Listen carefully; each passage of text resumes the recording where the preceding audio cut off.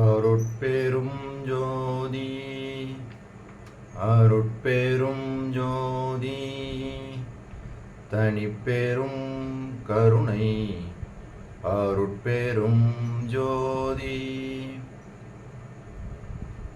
எல்லாம் செயல்கூடும் என் ஆணை அம்பலத்தே எல்லாம் வல்லான் தனையே ஏத்து. ஓம் ஸ்ரீ ராமலிங்காபயம்.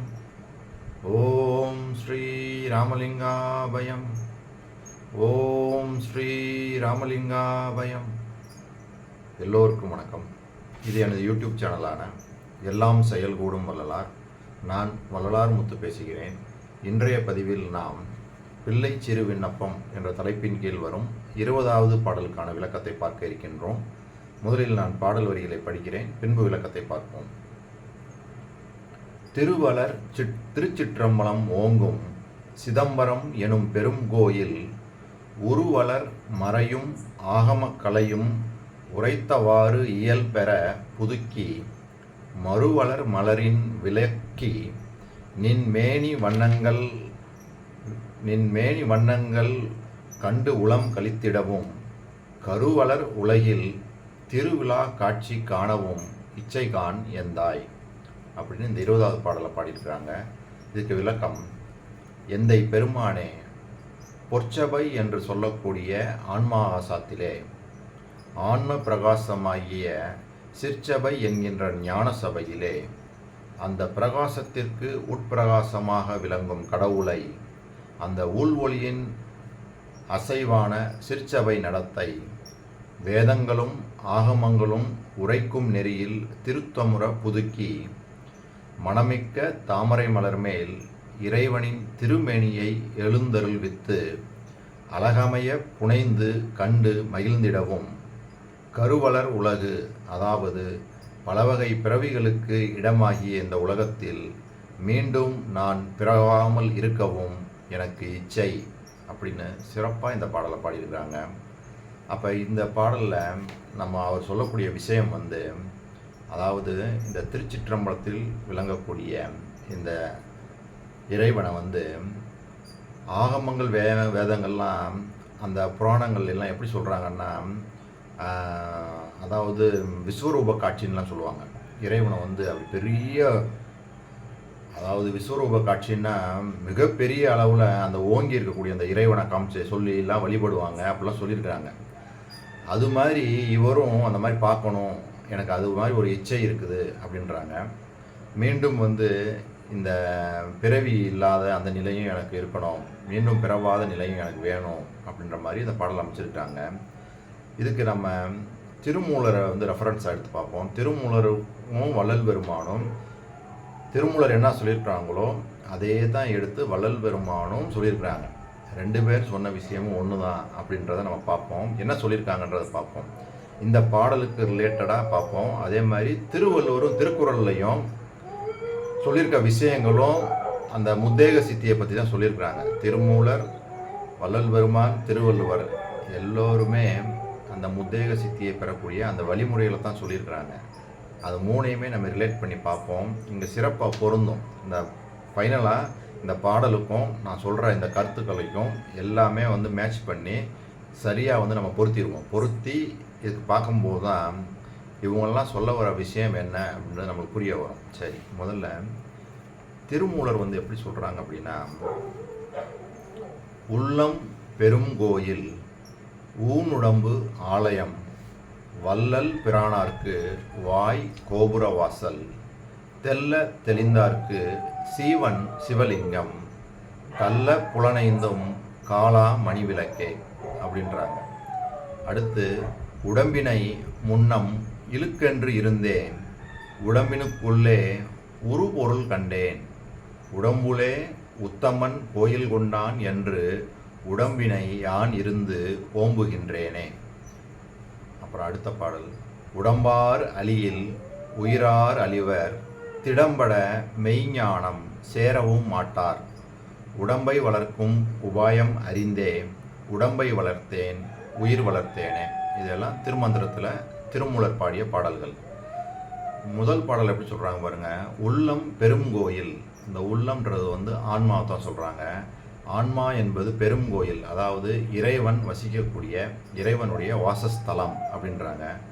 ஊனுடம்பு ஆலயம். இந்த ஆலயம் அப்படின்றது வந்து ஆன்மா அந்த இறைவனோட இரண்டரை கலக்கக்கூடிய அந்த இடத்த தான் வந்து ஆலயம் அப்படின்றாங்க. அப்போ ஆன்மா இறைவனுடைய வாசஸ்தலம், இந்த உடம்பு அந்த ஆன்மா இறைவனுடன் கலக்கக்கூடிய இடம் அப்படின்னு தெளிவாக சொல்லி, வள்ளல் பிரானாருக்கு வாய் கோபுர வாசல். ஒரு கோயில் எப்படி இருக்கும் அதுக்கு அப்படியே ரிலேட் பண்ணி சொல்லிடுறாங்க. இந்த உடம்பை, உயிரை, இந்த உயிராகிய ஆன்மா, உடல், இது எல்லாமே வந்து ஒரு கோபுரத்துக்கு, அந்த ஆலயத்துக்கு ரிலேட் பண்ணி தெளிவாக வந்து திருமூலர் சொல்லியிருக்கிறாங்க. சொன்னவங்க இந்த 3வது பாடின பாட்டில், உடம்பார் அழியில் உயிரார் அழிவர் திடம்பட மெய்ஞானம் சேரவும் மாட்டார் அப்படின்னா இங்கே என்ன சொல்கிறாங்கன்னா, இந்த பொய் உடலை வந்து மெய் உடலாக மாற்றணும் அப்படின்றாங்க. அதாவது இந்த அழியக்கூடிய உடலை வந்து அழியாத உடலை ஆக்குறது தான் வந்து அங்கே மெய்ஞானம் சொல்கிறாங்க. அதை வந்து பெற முடியாது அப்படின்றாங்க. எப்போ உடம்பு அழிஞ்சிருச்சு அப்படின்னா உயிரும் அழிஞ்சிரும். அப்போ வந்து இந்த திடம்பட மெய்ஞானம் பெற முடியாது. அதனால் இந்த உடம்பை வளர்க்கும் உபாயம் அறிந்தே உடம்பை வளர்த்தேன் உயிர் வளர்த்தேனே அப்படின்றாங்க. இந்த உடம்பை வளர்த்தேன் உயிர் வளர்த்தேன்னா, உயிர் வளர்ந்தால் இந்த உடம்பு வளரும் அப்படின்றது தான் இங்கே சொல்கிறாங்க. அப்போ அந்த உயிரை எப்படி வளர்க்க முடியும் அப்படின்னு பார்க்கும்போது, அதுக்கு தான் வந்து இங்கே தான் வந்து திருக்குறளில் வந்து திருவள்ளுவர் என்ன சொல்கிறாங்கன்னா, அன்பின் வலியது உயிர்நிலை அக்திலார்க்கு என்புதோல் போர்த்திய உடம்பு அப்படின்றாங்க. அதாவது அன்பின் வலியது உயிர்நிலை, அன்பு தான் அந்த உயிரை வளர்க்கக்கூடியது. அதாவது இந்த உயிர் நிலைக்க இந்த உடம்பு வந்து மெய்யாக மாற, அதாவது அழியாமல் இருக்கிறதுக்கு வழி அன்பு தான் அப்படின்றாங்க. இதைத்தான் வள்ளல் பெருமான் வந்து அன்பை வந்து 2 வகையாக சொல்கிறாங்க. உயிர்களின் மீது இரக்கம், கடவுளின் மீது பக்தி. அதாவது கடவுளின் மீது அன்பு ஆகிய பக்தி, இது 2 தான் சொல்கிறாங்க. உயிர்களின் மீது இரக்கம், கடவுளின் மீது அன்பு ஆகிய பக்தி, இது 2 தான் இந்த ஊனாகிய உடம்பை வந்து உயிருடலாக மாற்றும் அப்படின்னு சொல்லி தெளிவாக சொல்கிறாங்க. இதைத்தான் வந்து சாகா கல்வி, அந்த ஒருமை கண், நெற்றிக்கண், இந்த இடத்தை கற்கும் கல்வி சிற்றம்பல கல்வி அப்படின்லாம் வள்ளல் பெருமான் சொல்கிறாங்க. சொன்னவங்க அருமையாக இந்த வரிகள் நம்ம ஏற்கனவே பார்த்தது தான். ஈரமும் அன்பும் கொண்டு இன்னருள் பெற்றேன் என் மார்க்கம் இரவாத சன்மார்க்கம் தோழி அப்படின்றாங்க. அப்போ 2 விஷயத்தை தான் சொல்கிறாங்க. ஜீவகாருண்யமும் பக்தியாலும், ஜீவகாருண்யத்தாலும், அதாவது உயிர்களுக்கு இரக்கம் என்று சொல்லக்கூடிய அந்த ஜீவகாருண்யத்தாலும், கடவுளின் மீது செய்யக்கூடிய அன்பு ஆகிய பக்தியாலும் இரவாத தன்மை பெற்றேன் அப்படின்னு சொல்லி தெளிவாக சொல்கிறாங்க. மெய்ஞானம் அடைந்தேன் அப்படின்னு சொல்லி இந்த வரிகள் மூலமாக சொல்லிட்டாங்க. அப்போ திருமூலர் சொன்ன விஷயத்தை அதே தான் வள்ளல் பெருமானும் சொல்கிறாங்க. ஜீவகாருண்யம் பக்தியினால் நான் வந்து இந்த நிலையை அடைந்துட்டேன், இன்னருள் பெற்றேன், மெய்ஞானம் அடைந்தேன்னு சொல்கிறாங்க. சொன்னவங்க அப்படியே திருவள்ளுவர் வந்து எப்படி சொல்கிறாங்கன்னா, அந்த முத்தேக சித்தியை பற்றி சொல்கிறாங்க. சுத்த தேகம் பிரணவ தேகம், அந்த தேகம் பெற்றதுக்கு அவர் சொல்லியிருக்கிறதையும் வள்ளல் பெருமான் வந்து எப்படி திருவருட்பால சொல்லியிருக்காங்க, அது 2ஐயும் பார்ப்போம். இப்போ வள்ளல் பெருமான் தெளிவாக சொல்லிட்டாங்க, ஜீவகாருண்யத்தினாலும் பக்தியினாலையும் தான் நான் வந்து அந்த இன்னொருளை பெற்றேன், அந்த மெய்ஞானம் அடைந்தேன் அப்படின்னு சொல்லி சொல்லிட்டாங்க. சொன்னவங்க வள்ளுவர் எப்படி சொல்கிறாங்க பாருங்கள்.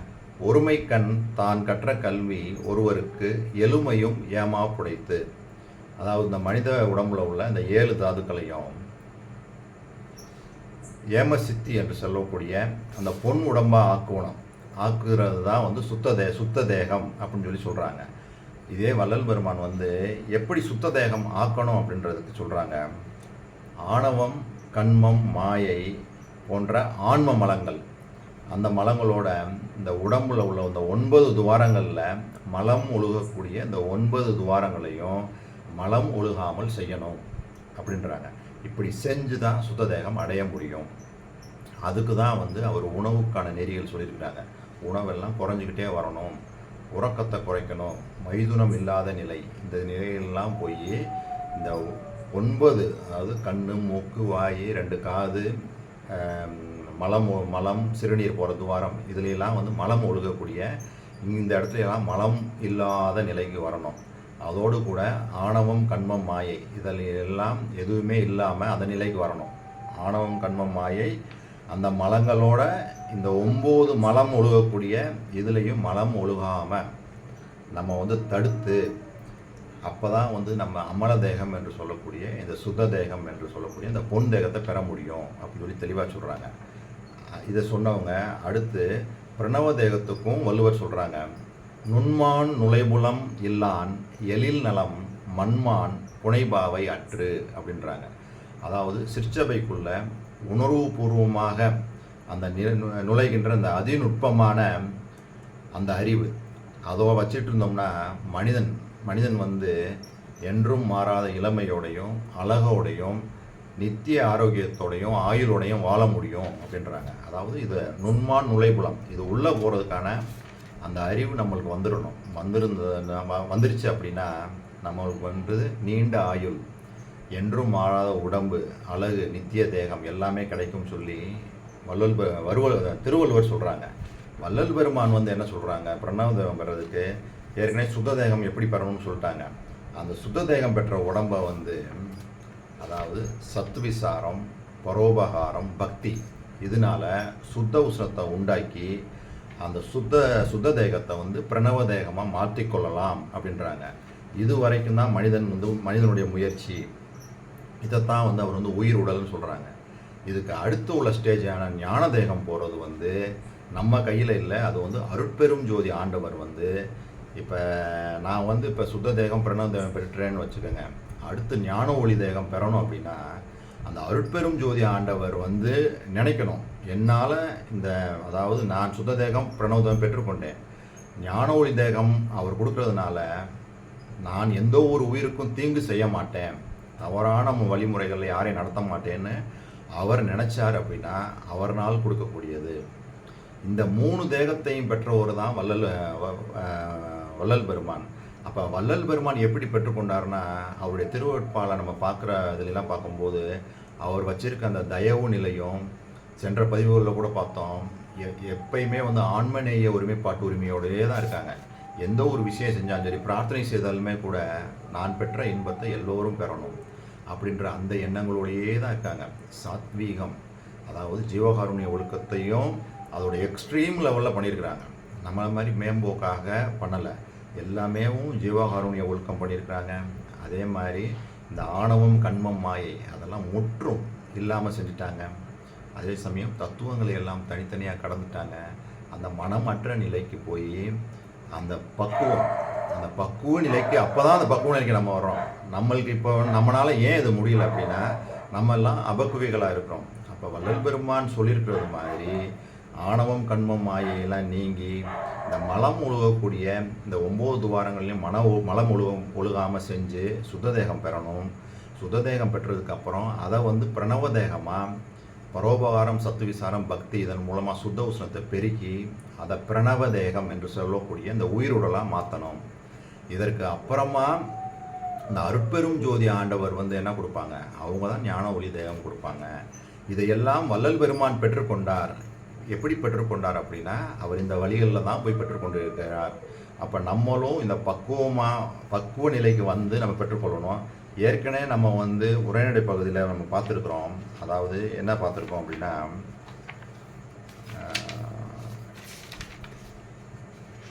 அதாவது பக்குவ ஆன்மாக்களிடத்தில் கடவுள் அருள் வெளிப்பட்டால் சுத்தமாதி 3 தேகமும் அத்தருணமே வரும். தெளிவாக சொல்லியிருக்கிறாங்களா? அப்போ வள்ளல் பெருமானுக்கு அந்த கடவுளுடைய அருள், அந்த அருட்பெரும் ஜோதி வெளிப்பட்டுருச்சு உள்ளே இருந்து. அதனால தான் அவருக்கு வந்து அந்த முத்தேக சித்தியும் கிடச்சிருக்கு. 1874 வருஷம் தைப்பூசத்து இரவு அன்று வள்ளலாருடைய உடம்புல வந்து அந்த கடவுள் அருள் பூரணமாக அந்த அருட்பெரும் ஜோதியாக வெளிப்படுது. அவரும் அந்த அருட்பெரும் ஜோதியாகவே மாறிட்டாங்க. கலப்பு ஏற்பட்டு அருட்பெரும் ஜோதியாக மாறிட்டாங்க. சுத்த பிரணவ ஞான ஒளி தேகம் பெற்று முத்தேக சித்தியை பெற்றுக்கொண்டார் அப்படின்றது தெளிவாக இருக்குது. இதே நிலையை தான் நம்மளும் பெறணும். அதாவது புருவ மத்திக்கு உள்ளே இருக்கிற அந்த ஆன்ம சிற்சபையில் இருந்து கடவுள் என்ற அந்த இறை சக்தி வெளிப்படணும். அது முழுமையாக வெளிப்பட்ட வரைக்கும் உளவாமை அப்படின்றது உளவாமை கிட்டாது அப்படின்றாங்க. அதாவது சாகா கல்வியுடைய கடைசி நிலையான அந்த அருட்பெரும் ஜோதி நிலை, அதுதான் வந்து அருள் அறிவு அப்படின்றாங்க. அதைத்தான் அந்த கடைசியான அறிவு வடிவான அறிவுரு, ஞான உரு, உணர்வுரு அப்படின்லாம் வள்ளல் பெருமான் சொல்கிறாங்க. இந்த அருள் அறிவு பெறணும். வள்ளல் பெருமான் பெற்றுக்கொண்ட நிலை இந்த நிலை தான். அப்போ இந்த பாடலுக்கும் இப்போ நான் சொன்ன விஷயத்துக்கும் என்ன அப்படின்னா, இங்கேயும் என்ன சொல்கிறாங்க, அதாவது வேதங்களும் ஆகமங்களும் உரைக்கும் நெறியில் திருத்தமுற புதுக்கி மணமிக்க தாமரை மலர்மேல் இறைவனின் திருமேனியை எழுந்தருள்வித்து அழகமைய புனைந்து கண்டு மகிழ்ந்திடவும். அதாவது இந்த வேதங்கள் ஆகமங்கள் புராணங்கள் எல்லாம் பார்த்தீங்கன்னா விஸ்வரூப தரிசனம்னு சொல்லுவாங்க. கடவுளை மிக பெருசாக பார்த்ததெல்லாம் சொல்லுவாங்க. அது மாதிரி இவருக்கும் பார்க்கணும் ஆசை அப்படின்றாங்க. அப்படி ஆசை அப்படின்னா நம்ம இந்த சுத்த தேகம், அந்த பிரணவ தேகம் இதெல்லாம் போய் இந்த உடம்பை வந்து ஏற்கனவே நம்ம திருமூலர் சொன்னதும் வள்ளல் பெருமான் சொன்னதும் என்ன சொல்கிறாங்க, இந்த உயிராகி இந்த ஆன்மா வந்து சிற்றணுவாக இருந்தாலுமே அதை வந்து இந்த அன்புனால் நம்ம என்ன பண்ண முடியும், அது வளரும் அப்படின்றாங்க. அது வளர்ந்து வளர்ந்து வளர்ந்து அந்த உயிர் வளர வளர இந்த உடம்பு வளரும். உடலை வளர்க்கக்கூடிய உபாயமே வந்து அன்பு தான் அப்படின்னு சொல்லி சொல்கிறாங்க. அப்போ ஜீவர்களிடத்தில் வந்து நம்ம இரக்கமும் கடவுளிடத்தில் அன்பாகவும் பக்தியும் செஞ்சோம்னா இந்த ஊன் உடம்பு வந்து உயிருடலாக ஆக்கிக்கொள்ளலாம் அப்படின்னு தான் அவங்க சொல்கிறாங்க. இதைத்தான் வந்து அப்போ அந்த புராணம் வேதங்கள் ஆகமங்கள் புராணங்கள் அவங்க பார்த்து அந்த விஸ்வரூப தரிசனம் அந்த கடவுளை பெருசாக பார்த்தது மாதிரி நானும் பார்க்கணும்னு சொல்கிறதுக்கு காரணம், இந்த உயிர் வந்து வளர்க்கலாம். அன்பு வந்து அன்புனாலையும் நம்ம ஜீவகாருண்ய பக்தி இதெல்லாம் செய்ய செய்ய இது வந்து வளரும் அப்படின்றது தான் ஈரமும் அன்பும் கொண்டு இன்னருள் பெற்றேன் அப்படின்னு சொல்லி தெளிவாக சொல்கிறாங்க. இதில் மூலமாக தான் அவர் மெய்ஞானம் அடைந்ததாகவும் சொல்கிறாங்க. ஸோ இதுக்கு தான் இந்த பாடல் வரிகளை உங்களுக்கு படித்து காமிச்சேன். இந்த விளக்கத்தை இதுக்கு தான் நான் கொடுத்தேன். நான் சொன்ன இந்த விஷயங்கள் எல்லாம் உங்களுக்கு புரிஞ்சிருக்கும்னு நினைக்கிறேன். இதுவரை பொறுமை காத்து எனது வீடியோவை பார்த்த உங்களுக்கு கோடான கோடி நமஸ்காரங்களும் நன்றிகளும். மீண்டும் நாளைய பதிவில் நாம் 21வது பாடலுக்கான விளக்கத்தை பார்ப்போம். அருட்பெரும் ஜோதி அருட்பெரும் ஜோதி தனிப்பெரும் கருணை அருட்பெரும் ஜோதி.